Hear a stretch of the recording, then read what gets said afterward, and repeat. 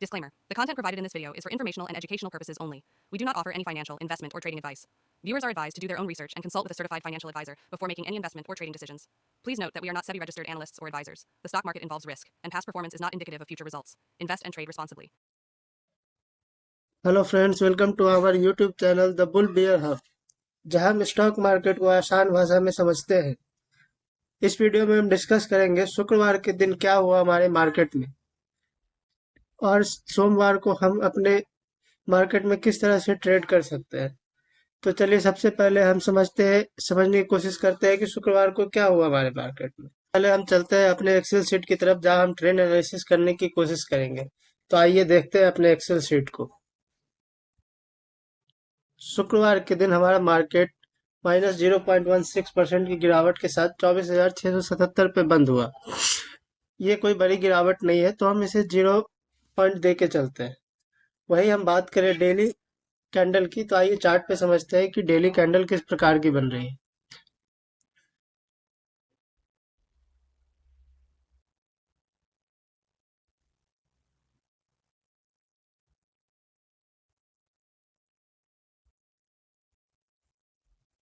तो हम देख सकते हैं कि डेली कैंडल हमें एक न्यूट्रल कैंडल दिखाई दे रही है।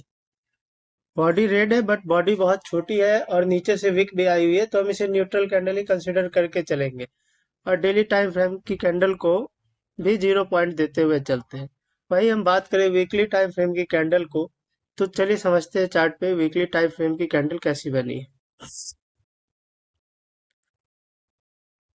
तो आप देख सकते हैं चार्ट पे नीचे भी वीक है, ऊपर भी वीक है, पर ग्रीन बॉडी बहुत बड़ी दिख रही है हमें।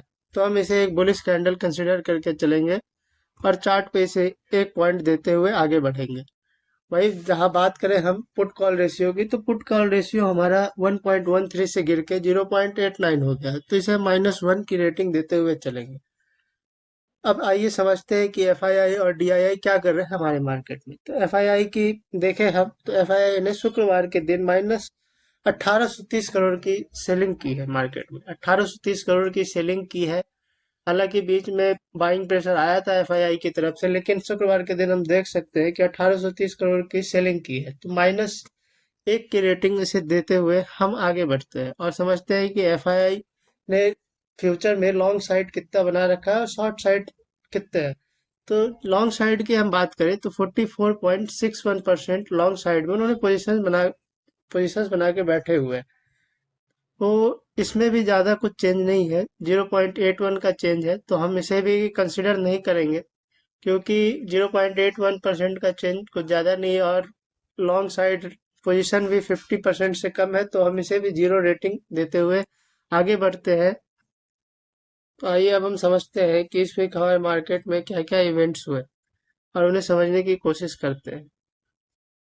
तो यहाँ हम देख रहे हैं कि अभी अमेरिका से एक हमारे पास नॉन फार्म पेरोल डेटा निकल के आया है, जो बहुत ही अच्छा एक्सपेक्टेशन से काफी ऊपर आया है। एक्सपेक्टेशन थी हमें कि 194K के राउंड आएगी, लेकिन ये उससे काफी हद तक बढ़िया और बेहतर डेटा बोल सकते हैं 227K आई है। तो इसे हम 1 रेटिंग देते हुए चलेंगे।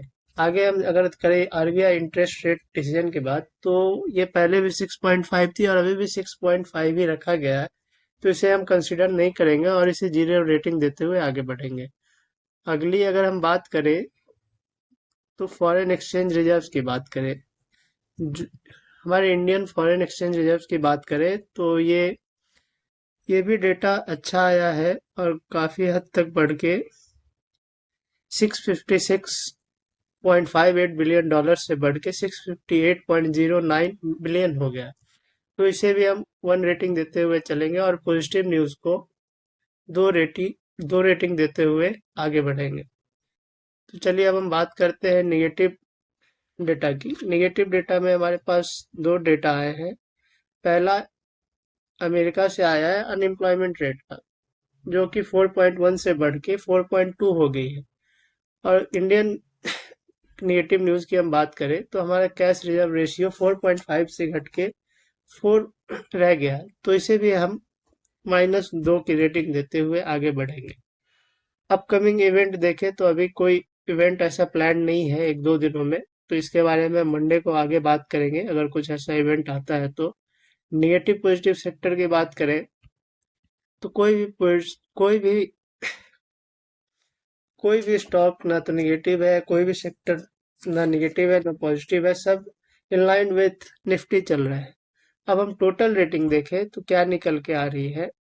टोटल रेटिंग जो हमारी निकल के आ रही है, 1 -1 -1 -2 -1 2 1 -2 -1 हमारी टोटल रेटिंग निकल के आ रही है।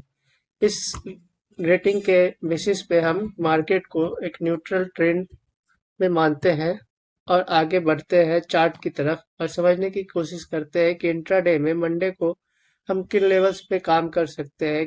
किन लेवल्स से ऊपर मार्केट जाती है तो हमें लॉन्ग होना है, और किन लेवल्स को ब्रेक डाउन देते हुए मार्केट नीचे जाती है तो हमें शॉर्ट करना है। तो चलिए आगे हम जानते हैं हमारे चार्ट पे चल के कि निफ्टी में मंडे के दिन हम किस तरीके से ट्रेडिंग कर सकते हैं। तो आइए अब हम चार्ट पे देखते हैं कि हमारे लिए सपोर्ट और रेजिस्टेंस लेवल क्या रहेंगे मंडे के। चार्ट पे समझने की कोशिश करते हैं। तो अगर मार्केट मंडे को 24,750 के ऊपर निकलता है तो हम लॉन्ग पोजीशंस बनाएंगे और टारगेट 24,850 का रखेंगे। वहीं अगर मार्केट ब्रेकडाउन ने फ्राइडे के लो का ब्रेकडाउन दे के नीचे की तरफ जाता है तो हम सपोर्ट 24,561 का रखेंगे और शॉर्ट एंट्री बनाएंगे। फर्दर अगर मार्केट 24,561 का ब्रेकडाउन देता है तो हम अपना सपोर्ट फिर 24,500 तक रख सकते हैं और स्टॉप लॉस 24,561 का लगा के आगे शॉर्ट पे काम कर सकते हैं।